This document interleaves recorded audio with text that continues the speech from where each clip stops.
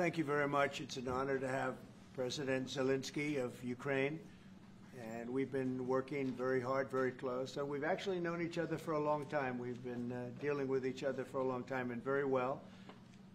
We had a little negotiation spat, but that worked out great. I think for both countries, I think for the world, actually, beyond both countries. And we have something that is a very fair deal. And we look forward to getting in and digging and working and getting some of the rare earth. But it means we're going to be inside, and it's a big commitment from the United States, and we appreciate working with you very much. And we will continue to do that. We have had some very good discussions with Russia. I spoke with President Putin, and we're going to try and bring this to a close. It's something that you want and that he wants. We have to negotiate a deal. But we've started the confines of a deal, and I think something can happen.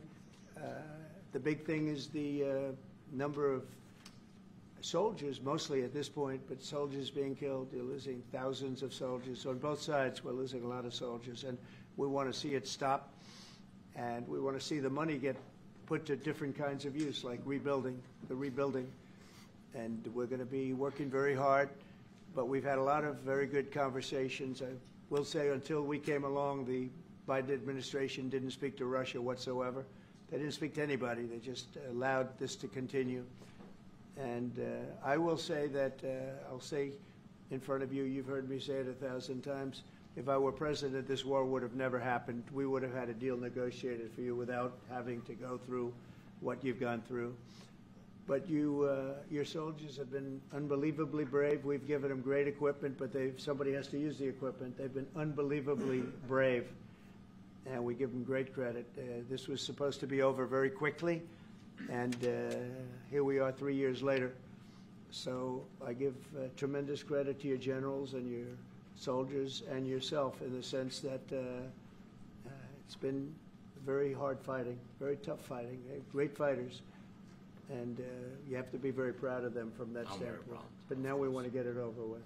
It's enough, right? We want to get it over with. So it's an honor to have you here. Thank you very much for coming. We're going to sign the agreement at the conference in the East Room in a little while, right after lunch. And we'll be having lunch together. We're also discussing some other things. And we appreciate everybody being here. It's somewhat of an exciting moment, but the really exciting moment is when they stop the shooting or we end up with a deal. And I think we're fairly close to getting that, and an honor to have you. And please, if you'd like to say something. Yeah, thank you so much, Mr. President. Thank you for the invitation. And really, I hope that this first document, will be first step to real security guarantees for Ukraine, our people, our children. I really count on it. And of course, we count that America will not stop support. Really, for us, it's very important to support and to continue it. I want to discuss it with details further during our conversation, and of course, the infrastructure or security guarantees. Because for today, I understand what Europe is ready to do, and of course, I want to discuss with you what United States will be ready to do. And I really count on your strong position to stop Putin. And you said that enough with the war. I think that is very important, Ben, to say these words to Putin at the very beginning of war, because he is a killer and terrorist. But I hope that together we can stop him. But for us, it's very important to, to save our country, our values, our freedom and democracy, and of course, no compromises with the killer about our territories. But it will be later. And of course, what I wanted, we spoke about it by phone with you about the drones production. We have very good drones production. I think the best one in the world for today because of the war. Yes, and of course, we need very much the air defense. You have the best air defense in the world, and really you helped us under attacks of Russians. And I want to speak how we can exchange the licenses. We're open to share the licenses of all our drones with you, of course, with the United States. And we need licenses for quick production of air defense. Even after the war, we need our nation to be calm, that we are secure. So that's why we need this air shield. And of course, about this I want to speak about the contingents. I think that France and UK already spoke to you, and we know that Europe is ready, but without the United States, they will not be ready to be as strong as we need. And the last point, last not least, about exchange, about our people and children. And you know that these crazy Russians, that they stolen 20,000 of children, Ukrainian children. They changed their names, they changed their families, relatives, and now they're in Russia. We want to bring them back, and really, it's a big dream, task, and goal for me, and our warriors. By the way, Mr. President, we released more than 4,000 warriors from Russian prison, but there are thousands more in the prison. I wanted to share with you some images, how it's just can I now? Yeah, please, please. One minute. I just you to understand in what circumstances, in what situation they are, and what the attitude of Russia to our prisoners. That guys, just you before and after. And you see before and after, just you to understand. Now thousands of such guys, ladies and men, there, and that, so they don't eat, they beat them, and they, do a lot of, bad things.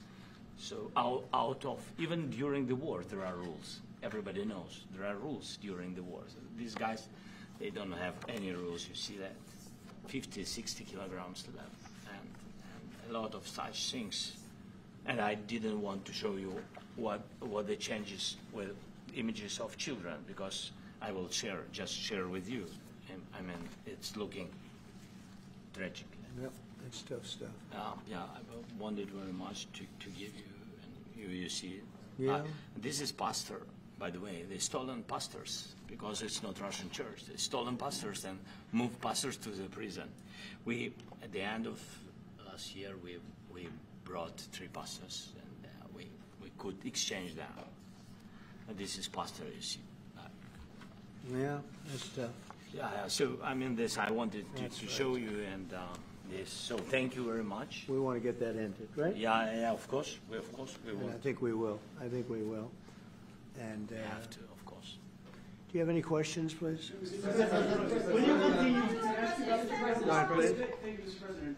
With the how much money is the U.S. going to put into the fund that is being created today, and how does this provide long-term security for Ukraine?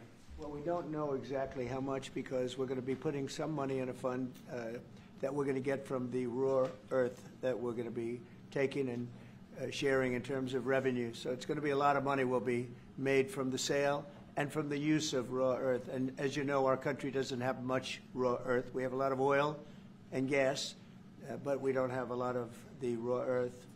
And what we do have is protected by the environmentalists, but that can be unprotected. But still, it's not very much. They have among the best in the world in terms of raw earth. So we're going to be using that, using it for all of the things we do, including AI and including weapons and the military, and it's really going to very much satisfy our needs. So it's something that just worked out really well. We have a lot of oil, and we have a lot of gas, but we don't have raw earth. So this has just about every component of the raw earth that we need for computers, for all of the things we do. This puts us in great shape. And long-term security for Ukraine. How does this provide? I think they're going to have great luck. I think once we make the agreement, that's going to be 95% of it. They're not going to go back to fighting. I've spoken with President Putin, and I feel very strong. I've known him for a long time, and I feel very strongly that they're very serious about it, and we'll make a deal. And when the deal is made, I don't think we talk about security. Everyone's talking about the other day. All they talked about was security. I said, let me make the deal first. I have to make the deal first. I don't worry about security right now. We have to have a deal, because right now, last week, 2,000 soldiers died on both sides. 2,000, and they're losing 1,000, 2,000, 3,000 a week. So as we sit here and we talk, people are getting shot and dying on the battlefield. And, they're not American soldiers, but they're Russian soldiers and they're Ukrainian soldiers, and we want to be able to stop it. And we want to be able also to spend money on other things. We don't want to, this is a tremendous amount of money. And what the Biden administration did was terrible. They were giving money, but he had no security on the money. Europe, as you know, gave much less money, but they had security. It was in the form of a loan. They get their money back, and we didn't. And now, at least we're protected because the American taxpayer has to be protected too. But this is an incredible agreement for Ukraine because we have a big investment in their country now. And what they have, very few people have. And we're able to really go forward with very, very high-tech things and many other things, including weaponry that we're going to use in many locations, but that we need for our country. This allows us to do that. Will you continue? Yeah, I'm sorry. Can I? Military aid. Yes, go ahead, please. If Yeah. I can just, yes. In the document, there is one of the very important points. If we speak about business and investment, we never had LNG terminals in Ukraine. This document will open. I mean, the next documents, but anyway, here we President Zelensky, do you feel like the U.S. is on your side? That the President Trump is on your side at this moment? What do you think? He wants to know, do you think that, sort of a stupid question. I guess we wouldn't be here if I wasn't. But I think that the United States on our side from the very beginning of occupation, and I think that President Trump on our side, and of course, I'm sure that the United States President will not stop support. This is crucial for us. It's important for us. Yes. And Putin, the president speaks about the people and the soldiers which are dying, but they came to our territory, they came to our land. They began this war, and they have to stop. And I think this is the question, was really the most important question.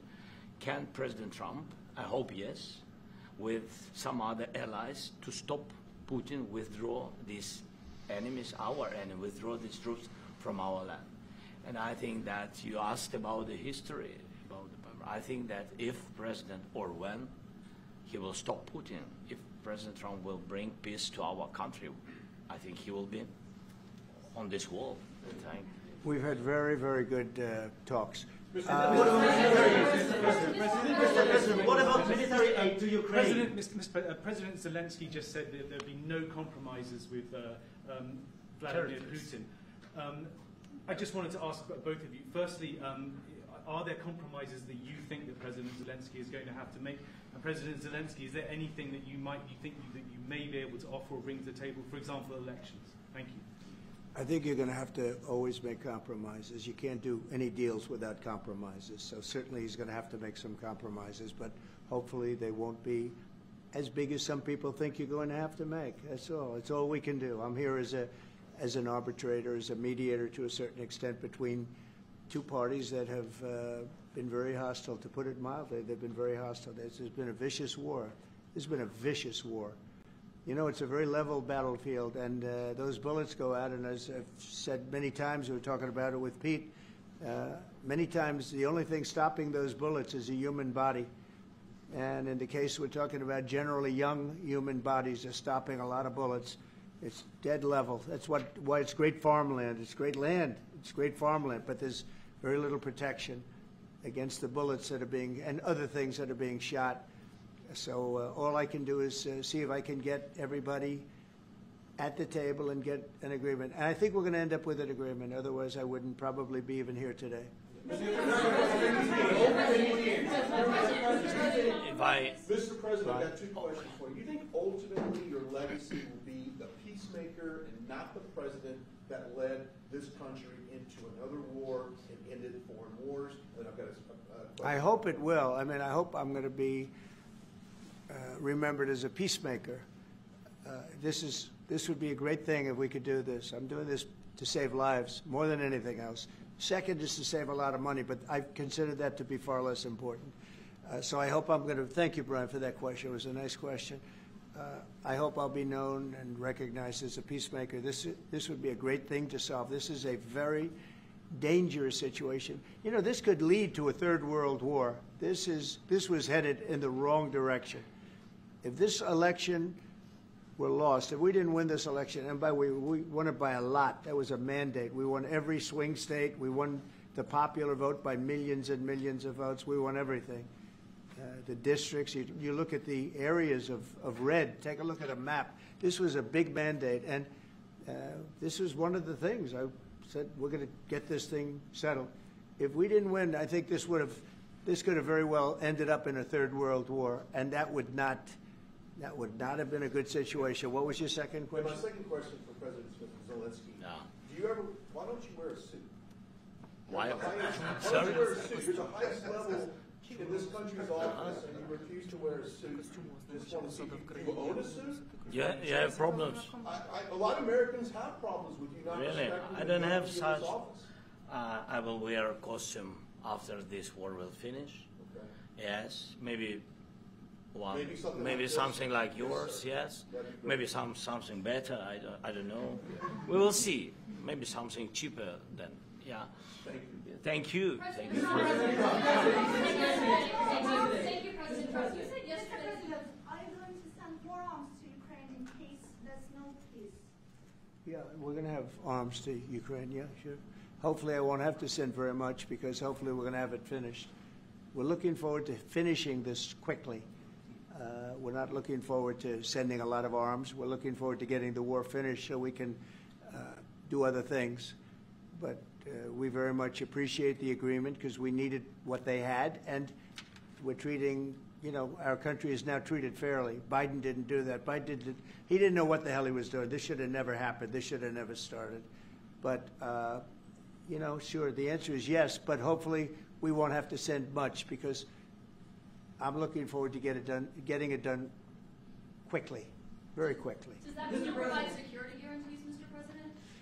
I don't want to talk about security yet because I want to get the deal done. You know, you fall into the same trap like everybody else. A million times you say it over and over.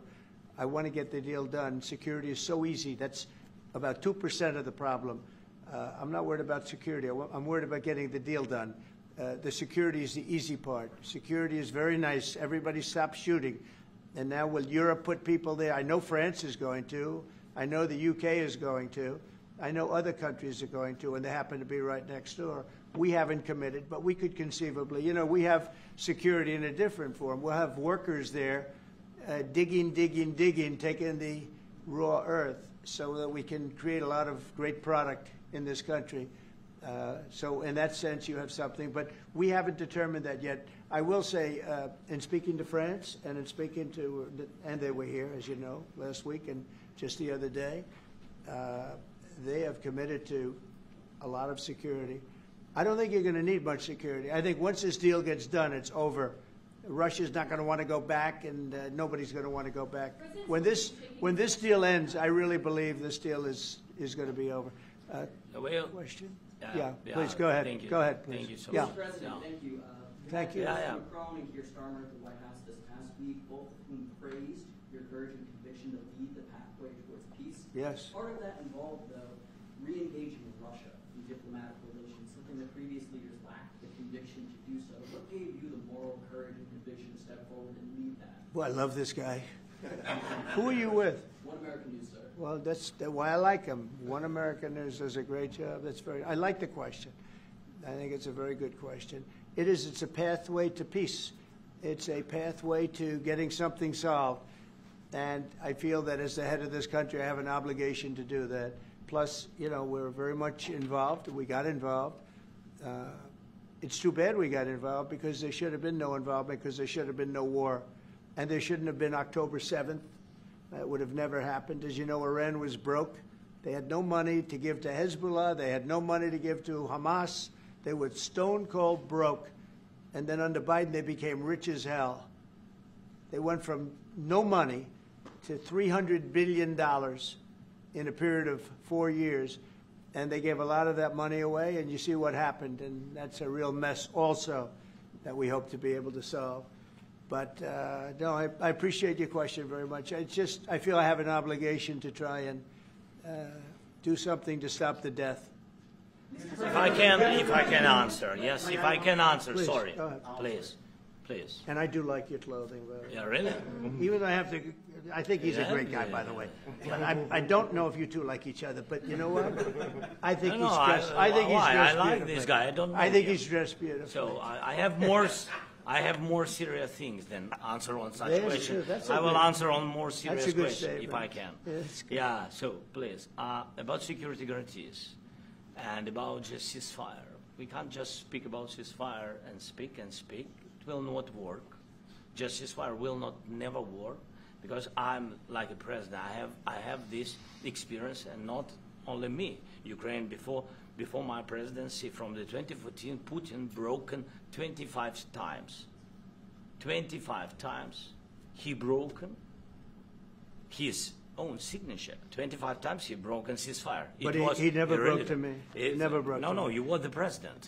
He You never were the broke- president he during. never broke to me. In 2016, you've been the president, Mr.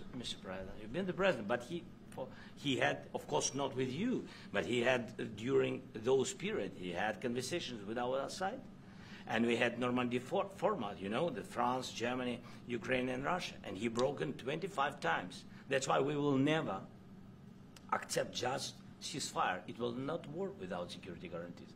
Security guarantees, maybe President is right about this document and other, but this document is not enough. Strong army is enough because his soldiers afraid, Putin's soldiers afraid of our soldiers when we're strong enough. If we are not strong enough, if we are empty, if our storage is empty, we can't defend our land. Today, you know, he knows that we have all the world knows that we have meeting. Yes, why he's using ballistic? Putin today using ballistic on our hospitals, schools, and etc. Ballistic. So he knows that we are here and that President Trump is really have goodwill to stop this war.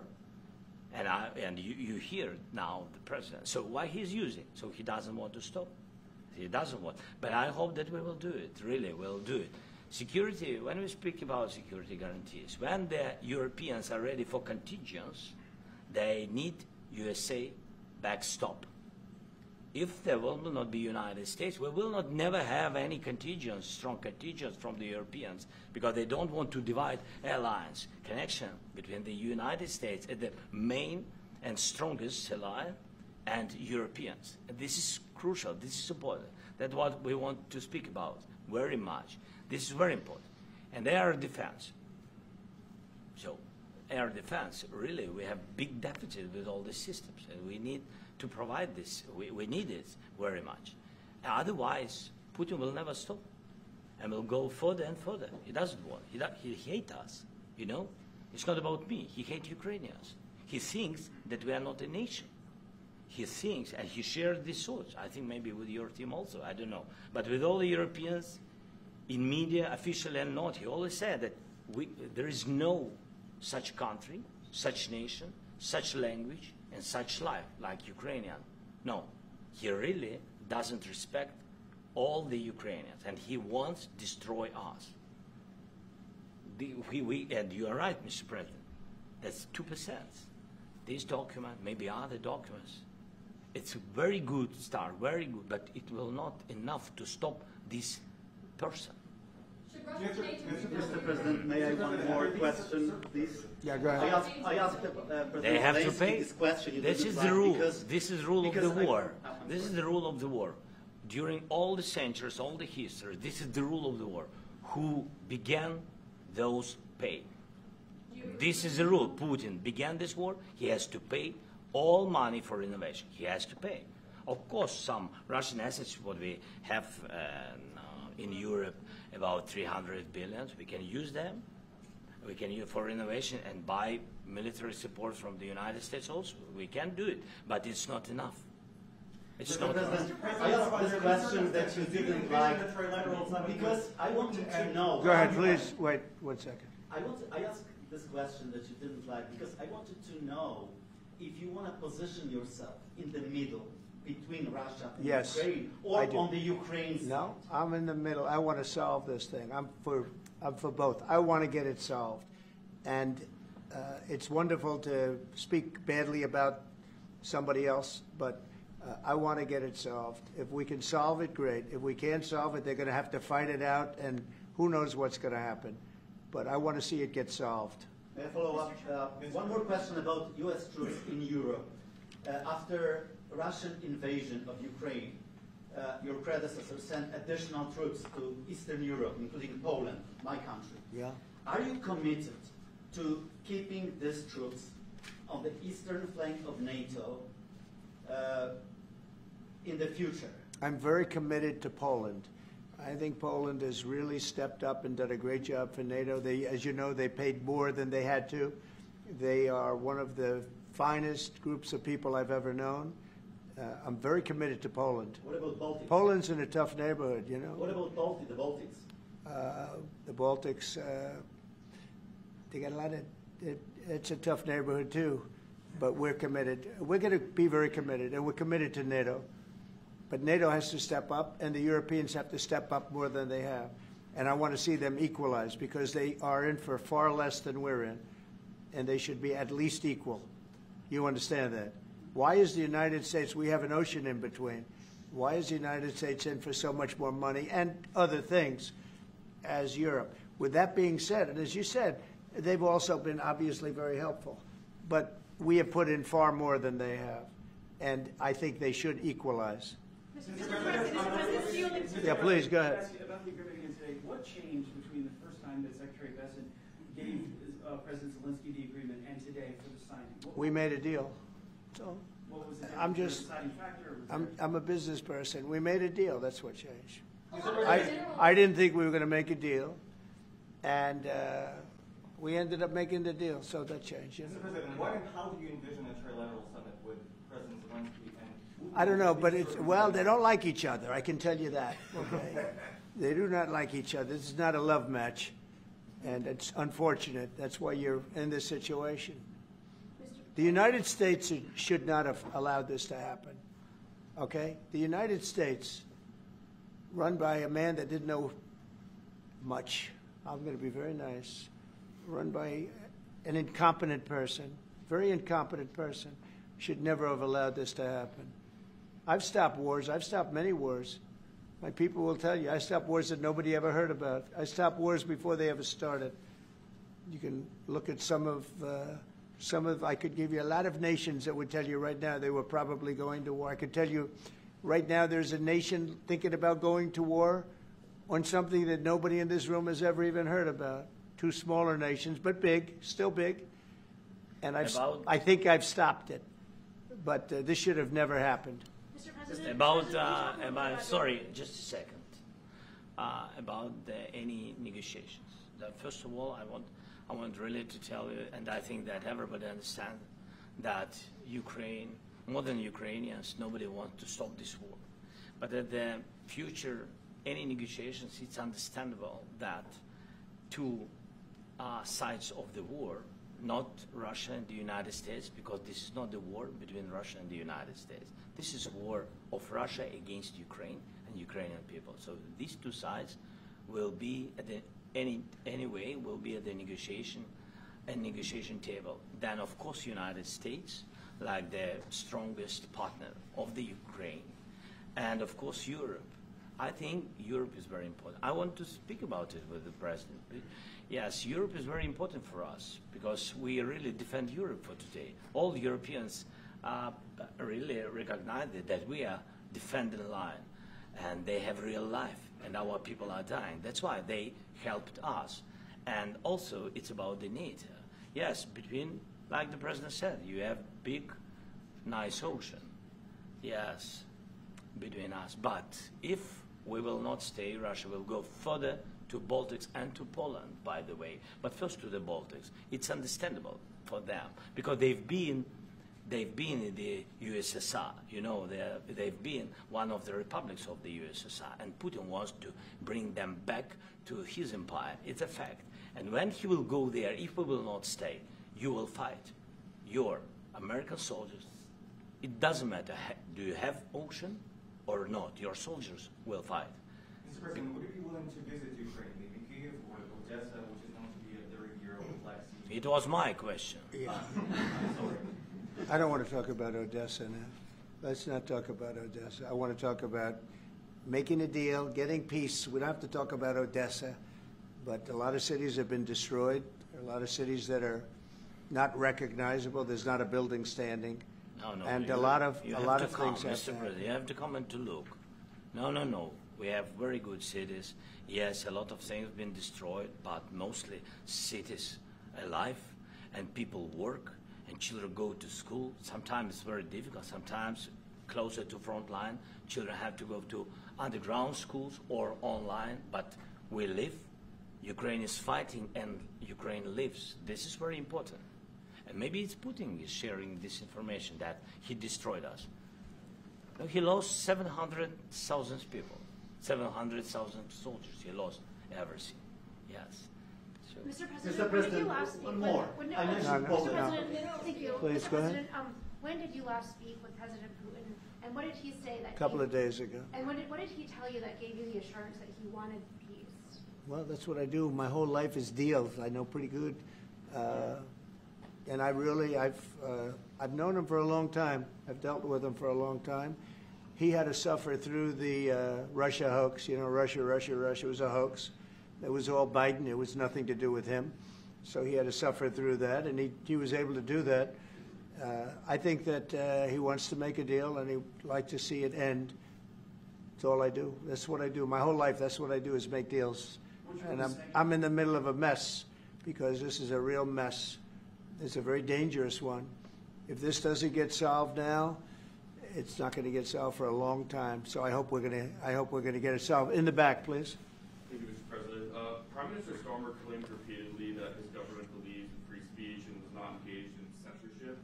But his country's government arrests people for memes and thought crimes, and even more worrisome is pressuring American companies to censor Americans on its behalf. How can he be a reliable, trustworthy partner when he says things that are demonstrably false on such an important topic? Well, we actually spoke to him about that yesterday, and we thought they took it very, very much too far. JD was very strong on it. So was I. So was Marco, and we've been speaking to him about it. Marco, would you like to say something about that? We have concerns, obviously, with the conduct of various, particularly as it impacts Americans. And there's real concern that American speech, which is online, could fall into the hands of the British or any country's jurisdiction. And so this is a point the Vice President made in Munich, and I think it's a very compelling one that unites us with Europe as much as anything else is these shared values, and one of them being free speech. And so if Americans are threatened by it, we're going to need to take action in that regard. Mr. President. It's actually a very important question. We spoke about this in detail with the Prime Minister, the Foreign Secretary, and others at lunch yesterday, and I know that Secretary of Commerce Lutnick followed up in private meetings last night. This is really important. We believe Americans have the right to speak their mind, even if we in this room disagree with them. They have the right to speak their mind in the public square, which is often online these days. And we're going to defend that right as it pertains to American companies and American citizens vigorously if we have to. I do think that under the President's leadership, we're going to find common ground with our friends in the UK on this question, but it remains to be seen. The principle that will guide us is we believe in free speech in this country, and we'll fight for it for American citizens. Mr. President, on the deal, is there any other oil and gas component to the deal? Is it all critical? A little bit. We'll see. On LNG? But we're not really looking for that so much. We got a lot. We have more than anybody in the world, by far. So, no, we're not talking about it too much, but a little bit. I think it affects also, but for the most part, no. And, sir, is there any agreement from Ukraine to purchase U.S. LNG as part of the deal, or is that on the table at all? No, Mr. President, we don't need that. Mr. President, I just wanted to ask you about, you just mentioned that you'd spoken to Vladimir Putin a couple of days ago. Just to be clear, that's a new call, not the one that you were I've spoken to him on numerous occasions. Okay. And how was the latest call? And what did you discuss? How did it go? Are you serious with that question? I am. I'd love to know. It went well. I think we're going to have a deal. On the minerals deal, Mr. President, some of those minerals are in the east of Ukraine, not far from the front lines, and in areas that Russia. A very good question. Thank you so much. Would you direct President Putin to withdraw his forces from those areas if there's U.S. interest? Well, we'll take a look at the time. We have a lot of area. It's a very big area we're talking about, so we'll take a look. I'll study that and I'll see. And who would protect those minerals if they are U.S. interests? Would that be Ukrainian? They'll be protected. The agreement will protect them. the agreement. Yeah, we're signing an agreement. You know? What if Russia tries to invade or orders Russian spies? I just told you I don't think that's going to happen. And if that were going to happen, I wouldn't make a deal. If I thought that was going to happen, I wouldn't make a deal. You know, they ought to focus on CNN on survival, not asking me these ridiculous questions. Right. Focus on surviving, because CNN's got such low ratings, I don't think they're going to survive. Let's go. Yeah, please, go ahead. Since I already mentioned Poland. Poland was under Russian control for decades after the Second World War. When I was a kid, I looked at the United States not only as a most powerful country, richest country in the world, the country that has great music, great movies, great muscle cars, but also as a force for good. And now I'm talking with my friends in Poland, and they are worried that you align yourself too much with Putin. What's your message for them? Well, if I didn't align myself with both of them, you'd never have a deal. You want me to say really terrible things about Putin and then say, "Hi, Vladimir, how are we doing on the deal?" That doesn't work that way. I'm not aligned with Putin. I'm not aligned with anybody. I'm aligned with the United States of America. And for the good of the world, I'm aligned with the world. And I want to get this thing over with. You see the hatred he's got for Putin. It's very tough for me to make a deal with that kind of hate. He's got tremendous hatred. And I understand that, but I can tell you the other side isn't exactly in love with, you know, him either. So it's not a question of alignment. I'm aligned with the world. I want to get the thing set. I'm aligned with Europe. I want to see if we can get this thing done. You want me to be tough? I could be tougher than any human being you've ever seen. I'd be so tough. But you're never going to get a deal that way. So that's the way it goes. All right, one more question. Yeah, please. Hey, I want to respond to this. So look, for 4 years in the United States of America, we had a president who stood up at press conferences and talked tough about Vladimir Putin, and then Putin invaded Ukraine and destroyed a significant chunk of the country. The path to peace and the path to prosperity is maybe engaging in diplomacy. We tried the pathway of Joe Biden of thumping our chest and pretending that the President of the United States' words mattered more than the President of the United States' actions. What makes America a good country is America engaging in diplomacy. That's what President Trump is doing. Can I ask you? Sure. Yeah? Yeah. Okay. So he occupied our parts, big parts of Ukraine, part of East and Crimea. So he occupied it on 2014. So during a lot of years, so I'm not speaking about just Biden, but those time was Obama, then President Obama, then President Trump, then President Biden, now the President Trump, and God bless, now President Trump will stop him. But during 2014, nobody stopped him. He just occupied and took. He killed people. You know what the contact line? 2015. 2014. 2014 is well, 2014. Yeah. So I was not here. Yeah, but that's exactly right. Yes, but during 2014 till 2022, yeah, the situation the same. The people are been dying on the contact line. Nobody stopped him. You know that we had conversations with him, a lot of conversation, my bilateral conversation, and we signed with him, me, like a new president. In 2019, I signed with him the deal. I signed with him, Macron and Merkel, we signed ceasefire. Ceasefire. All of them told me that he will never go. We signed him gas contract. Gas contract. Yes, but after that, he broken this ceasefire. He killed our people, and he didn't exchange prisoners. We signed the exchange of prisoners, but he didn't do it. What kind of diplomacy, JD, you are speaking about? What do you mean? I'm talking about the kind of diplomacy that's going to end the destruction of your country. Yes, but if you are not Mr. President, with respect, I think it's disrespectful for you to come into the Oval Office and try to litigate this in front of the American media. Right now, you guys are going around and forcing conscripts to the front lines because you have manpower problems. You should be thanking the President for trying to bring an end to this conflict. Have you ever been to Ukraine that you say what problems we have? I have been to. Come once. I've actually watched and seen the stories, and I know what happens is you bring them on a propaganda tour, Mr. President. Do you disagree that you've had problems bringing people into your military? We have problems. And do you think that it's respectful to come to the Oval Office of the United States of America and attack the administration that is trying to prevent the destruction of your country? A lot of questions. Let's start from the beginning. Sure. First of all, during the war, everybody has problems. Even you, but you have nice ocean and don't feel now, but you will feel it in the future. God bless. You don't know that. God bless. You don't God know bless. that. You will not have a war. Don't tell us what we're going to feel. We're trying to solve a problem. Don't tell us what we're going to feel. I'm not telling you. Because I'm you're in no answering on position this to question. dictate that. That's Remember exactly this. what I'm not You're in dictating. no position to dictate what we're going to feel. We're going to feel very good. You will feel influence. We're going to feel very good and very strong. You will feel influence. You're right now not in a very good position. You've allowed yourself to be in a very bad position, and he happens to be right about it. From the very beginning of the war. You're not in a good position. You don't have the cards right now. With us, you start having cards. I'm not playing cards. But right now, you don't. Yeah, you're playing cards. Mr. President. You're playing cards. Serious. You're gambling with the president lives of millions of people. You're gambling with World War III. You're gambling with World War III. And what you're doing is very disrespectful to the country, this country.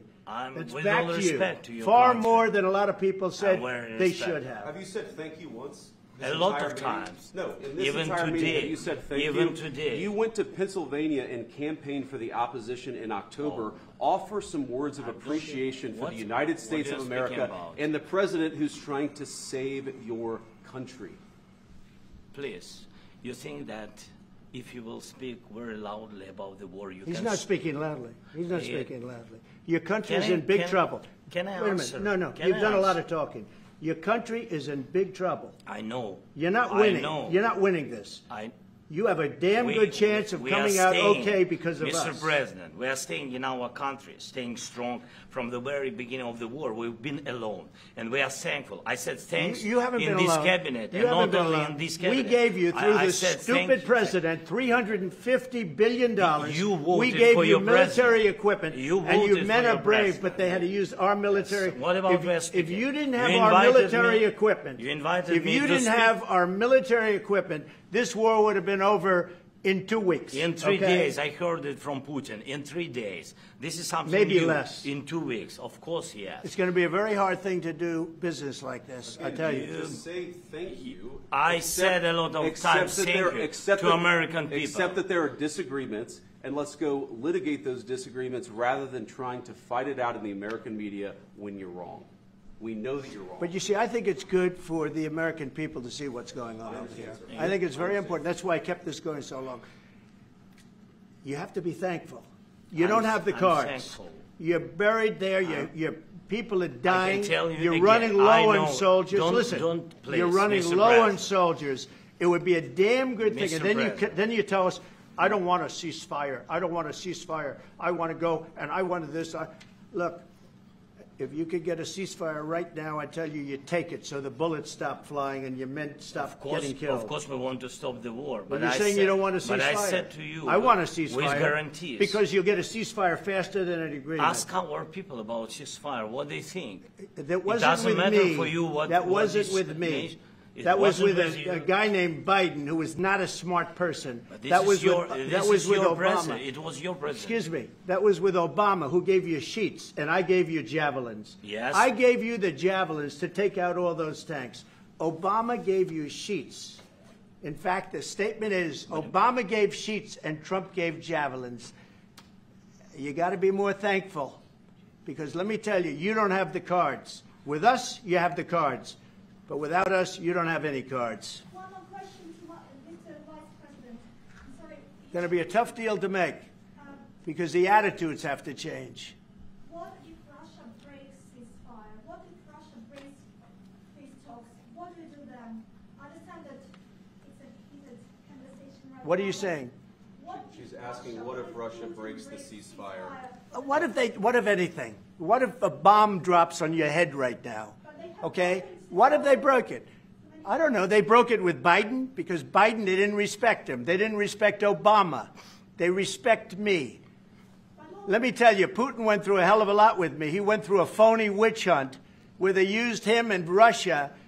You ever hear of that deal? That was a phony Hunter Biden, Joe Biden scam. Hillary Clinton, Shifty Adam Schiff. It was a Democrat scam. And he had to go through that. And he did go through it. We didn't end up in a war. And he went through it. He was accused of all that stuff. He had nothing to do with it. It came out of Hunter Biden's bathroom. It came out of Hunter Biden's bedroom. It was disgusting. And then they said, oh, the laptop from hell was made by Russia. The 51 agents. The whole thing was a scam. And he had to put up with that. He was being accused of all that stuff. All I can say is this. He might have broken deals with Obama and Bush, and he might have broken them with Biden. He did, maybe. Maybe he didn't. I don't know what happened. But he didn't break them with me. He wants to make a deal. I don't know if you can make a deal. The problem is I've empowered you to be a tough guy. And I don't think you'd be a tough guy without the United States. And your people are very brave. But you're either going to make a deal or we're out. And if we're out, you'll fight it out. I don't think it's going to be pretty, but you'll fight it out. But you don't have the cards. But once we sign that deal, you're in a much better position. But you're not acting at all thankful. And that's not a nice thing. I'll be honest, that's not a nice thing.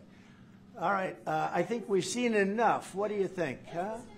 This is going to be great television, I will say that. All right. We'll see what we can do about putting it together. Thank you.